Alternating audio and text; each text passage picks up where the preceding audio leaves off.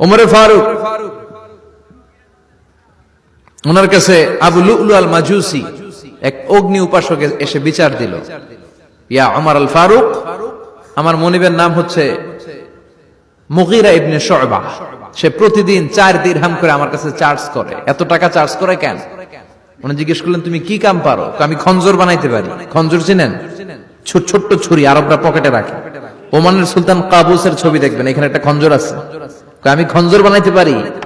খঞ্জর বানাতে পারো? মদিনায় তো কেউ বানাতে পারে না, তুমি খঞ্জর বানাইতে পারো? তুমি তো অনেক টাকার মানুষ মিয়া, তোমার মনিব তো অল্প টাকায় চার্জ করছে, এটা দিতেই হবে। আবু লুলু কয়, ওমর তুমি সবার জন্য এত নরম, আমার জন্য গরম, তোমারে আমি বুঝাবো। সে বাড়িতে যে একটা খঞ্জর বানালো, মাকবাদাতুহু ফি ওয়াসাতিহি, যে খঞ্জরের হ্যান্ডেল হচ্ছে মাঝখানে, দুই দিকে ধারালো ছুরি, এটার ধার দেয়। আর কয়, ওমর তোরে আমি বুঝাবো। প্রতিদিন ধার দেয়। সাইয়েদনা ওমরে ফারুক মসজিদে নববীর ইমাম, ওয়া কানু ইউসাল্লুনা বিগালাস, তখন ওনারা অন্ধকারে নামাজ পড়তেন আউয়াল ওয়াক্তে। আমরা তো দেরি করে পড়ি, সুন্নাহ অনুযায়ী আগে আগে পড়া ভালো। আপনি মসজিদুল হারামে গেলে দেখবেন যে কত আগে ফজর পড়ে, ফজরের 1-1.5 ঘন্টা পরে সূর্য ওঠে, ঠিক কিনা? তো সে একবার ছদ্মবেশে ফজরের সময় প্রথম কাতারে যে হাজির, আসলে কিন্তু মাজুসি, সূর্যের পূজা করে। খঞ্জরটা নিয়ে এসে দাঁড়ালেন। ওমরে ফারুক ফজরের সময় ঢুকলেন, বললেন আকিমিস সালাহ, একামত দাও। একামত দেয়া হলো। ওমরে ফারুক আল্লাহু আকবার বলে অন্ধকারে ফজরের সালাত শুরু করলেন। প্রথম রাকাত যখন পড়ে ফেললেন, রুকুতে যাবে, ইন দা মিন টাইম সে খঞ্জর বের করে ওমরে ফারুককে 3টা স্টেবিং করেছে। একটা নাভিতে মারার সাথে সাথে নাভিটা কেটে গেল, আর একটা এই পাশে পাজরে, আর একটা পেটের মাঝখানে, পেটও কেটে গেল। ওমরে ফারুক বললেন, কাতালানি আল কালব, এক কুকুর আমারে মেরে ফেলেছে। ওমরে ফারুককে পিছনে নিয়ে যাওয়া হলো। আব্দুর রহমান ইবনে আউফকে টেনে ইমামতির জায়গায় নেওয়া হলো। আর সে কাতারের মাঝখান দিয়ে খঞ্জর ঘুরাতে ঘুরাতে আগাতে লাগলো। ওর খঞ্জরের আঘাতে 7 থেকে 8 জন সাহাবী স্পট ডেথ, জায়গায় শেষ। ওমরে ফারুক বেহুশ। ওমরে ফারুক, ওনার মুখে দুধ দেয়, দুধ ওই নাভি দিয়ে বের হয়ে যায়। নাভিজ দেয়, নাভিজ পেট দিয়ে বের হয়ে যায়। রাষ্ট্রীয় চিকিৎসকরা বুঝতে পারলো উনি আর বাঁচবে না, বেহুশ। সবাই দাঁড়িয়ে আছে। কি হয় আমাদের আমিরুল মুমিনিনের? 10টি বছর তিনি অর্ধ পৃথিবীর শাসন করেছেন, উনার ভয়ে বাঘে মহিষে এক ঘাটে পানি খেত। হুশ ফেরার পরে ওমরে ফারুক বলেন, আমারে মারছে কে? আমার কি অবস্থা, বাঁচবো কিনা? আমার ছেলে আব্দুল্লাহ কোথায়? আব্দুর রহমান কোথায়? আমার বিবিরা কোথায়? কত সম্পদ আমার আছে, কোথায় গেলে ভালো চিকিৎসা পাওয়া যাবে? কিচ্ছু সে বলে না। হুশ ফিরার পরে ওমরে ফারুকের প্রথম প্রশ্নটা ছিল, আসল্লান্নাস, আসল্লান্নাস, আমার দায়িত্বে, আমার নেতৃত্বে যে ফজরের একটা নামাজ শুরু হয়েছিল, এটা কি ঠিক মতো শেষ হয়েছিল?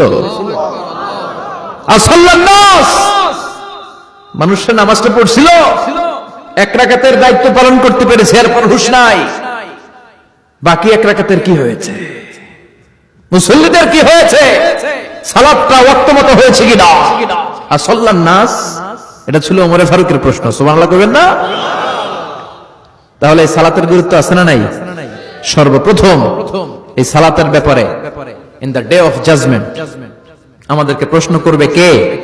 সালাত কায়েম করো, সালাত কায়েম করো, হবে সম্মানী তুমি, হবে জান্নাতি তুমি, হবে সম্মানী তুমি, হবে জান্নাতি তুমি, দিবে কাল হাসরে শীতল ছায়া আরশে আজিম, রাব্বিয়াল আলা, রাব্বিয়াল আযীম, রাব্বিয়াল আলা, রাব্বিয়াল আযীম। সুবহানাল্লাহ পড়েন।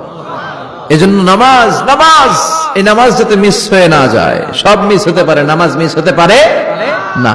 আল্লাহ তুমি বুঝার তৌফিক দান করো। আজকে সকালে মহিলা সমাবেশের কথা বলেছে হাফেজ কারি আশরাফ আলী, কথা বলেছে কারি আব্দুল কাইয়ুম মিয়াজি। যারাই কথা বলেছে আল্লাহ সবাইকে কবুল করো। সঙ্গীত পরিবেশনায় ছিল কলতান শিল্পী গোষ্ঠী, আল্লাহ তাদেরকেও তুমি কবুল করো। আসেন আমরা আল্লাহর নামে 3টা তাকবীর দেই, গলা ফাটিয়ে আমার সাথে সাথে পড়েন, আল্লাহু আকবার, আল্লাহু আকবার, আল্লাহু আকবার। আল্লাহ তুমি কবুল করো। আমি আপনাদের খেদমতে সূরাত আত-তাহরীম থেকে ছোট্ট একটি আয়াতের অংশ তেলাওয়াত করেছি, যেখানে আল্লাহ তাআলা আমাদেরকে আহ্বান জানিয়েছে, ওহে বিশ্বাসীরা, পাপ হতে পারে, ভুল হতে পারে, অন্যায় হতে পারে, ওই অন্যায়ের উপর অটল থেকো না, আমার কাছে ফিরে আসো। কাম টু ইউর লর্ড, তোমার রবের দরবারে ফিরে আসো, ক্ষমার মতো ক্ষমা চাও, ক্ষমার মতো ক্ষমা চাইলে আমি সব ক্ষমা করে দেব। সুবহানাল্লাহ পড়েন। রব্বুল আলামিন বলেন, ইয়া আইয়ুহাল্লাযীনা আমানু তুবু ইলাল্লাহি তাওবাতান নাসুহা।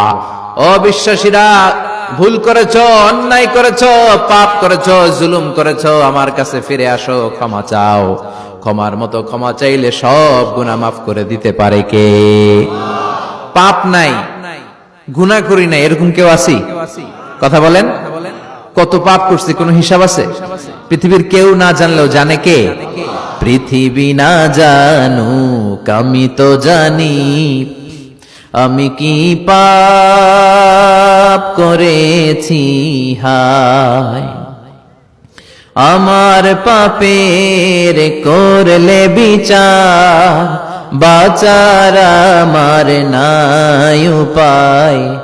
দয়াময় প্রভু মাফ করো আমায়, মাফ করো আমায়। পড়েন আমিন। আমাদের পাপগুলো ক্ষমা করে কে? চিল্লায় বলেন কে? আল্লাহ ডেকে বলে, গোলাম আমি হলাম গাফিরুয যামব কাবিলুত তাওব। আমার কাজ হলো ক্ষমা করা, আমার কাজ হলো তওবা কবুল করা। শয়তানের কাজ হলো ওয়াসওয়াসা দেওয়া, আমাদেরকে ভুল পথে নিয়ে যাওয়া, আর আমাদের কাজ হলো ভুল করে ফেলা। আল্লাহর কাজ হলো ভুলগুলো মাফ করে দেয়া। আল্লাহ ডেকে বলে, গোলাম তোরা যদি ভুল না করতি, তোরা যদি পাপ না করতি, তোরা যদি অন্যায় না করতি, তোদেরকে ধ্বংস করে দিয়ে এমন একটা জাতি আমি এই দুনিয়ার বুকে তৈরি করতাম, যারা সকালবেলা ভুল করে দুপুরে মাফ চাইতো, দুপুরে ভুল করে রাত্রে মাফ চাইতো, আজকে ভুল করে আগামীকাল মাফ চাইতো, আর আমি আল্লাহ গুনাহগুলো তাদের সব ক্ষমা করে দিতাম। ক্ষমা করে দিতে আল্লাহর বড্ড ভালো লাগে। বান্দা আল্লাহর কাছে বারবার চাক, চোখের পানি ছাড়ুক, এটা আল্লাহ পছন্দ করে। চোখের পানির যে কত পাওয়ার আপনি কল্পনাই করতে পারবেন না। অনুশোচনার চোখের পানি, চোখ বেয়ে নাকের ডগা পেয়ে জমিনে পড়ার আগেই আল্লাহ এই বান্দারে মাফ করে দেয়। বিশ্বনবী ডেকে বলে, ও আমার উম্মতেরা শোনো, আল্লাহর কাছে দুনিয়ার মানুষদের দুই ফোঁটা পানি সবচেয়ে প্রিয়। এক হলো জিহাদের ময়দানে রক্তের ফোঁটা, দুই হলো অনুতপ্ত বান্দার চোখের পানির ফোঁটা। কত ভুল আপনি করেছেন, কত অন্যায় আপনি করেছেন, কত পাপ আপনার হয়েছে, কত মিথ্যা আপনি বলেছেন, কয় ওয়াক্ত নামাজ ছেড়েছেন, কয় লাখ টাকা ঘুষ খেয়েছেন, কত যৌতুক আপনি খেয়েছেন, কত মিথ্যা আপনি বলেছেন। আপনার পাপ যত বড় হোক, যত বিশাল হোক, যত বেশি হোক, আল্লাহর দয়ার পরিসীমা তার চাইতেও বড়। আপনার পাপ, আপনার অন্যায়, আপনার জুলুমগুলো যদি হয় খালের পানির সমান, বিলের পানির সমান, আল্লাহর দয়া সাগরের পানির সমান। আপনার পাপ যদি হয় সাগরের পানির সমান, আল্লাহর দয়া মহাসাগরের পানির সমান। আপনার পাপ আর অন্যায় যদি হয় পাহাড়ের সমান, আল্লাহর দয়া আকাশের সমান। আপনার পাপ যদি হয় আকাশের সমান, আল্লাহর দয়া আরশের সমান। এজন্য আল্লাহ বললেন, ইয়া আইয়ুহাল্লাযীনা আমানু তুবু ইলাল্লাহি তাওবাতান নাসুহা। ও আমার গোলাম, তুই তোর নিজেরে যত বেশি ভালোবাসিস, তার চেয়েও আমি তোরে বেশি ভালোবাসি। তোর বাবা মা তোরে যত বেশি ভালোবাসে, তার চেয়েও আমাদেরকে বেশি ভালোবাসে কে? আল্লাহ বললেন, ভালোবাসারে তৈরি করার পরে আমি 100 টুকরা করলাম। চিল্লায় বলেন কয় টুকরা? 99 টুকরা ভালোবাসা আমি আল্লাহ নিজের মধ্যে রেখে দিলাম। 1 টুকরা ভালোবাসা গোটা বিশ্বের সবার মধ্যে আমি ভাগ করে দিলাম। 1 টুকরা ভালোবাসা পেয়ে আমাদের অবস্থা দেখছেন? আল্লাহ যদি 1 টুকরা না দিয়ে আমগরে 30 টুকরা দিত, কথা কন, 1 টুকরা না দিয়ে 80 টুকরা দিলে কি হইতো?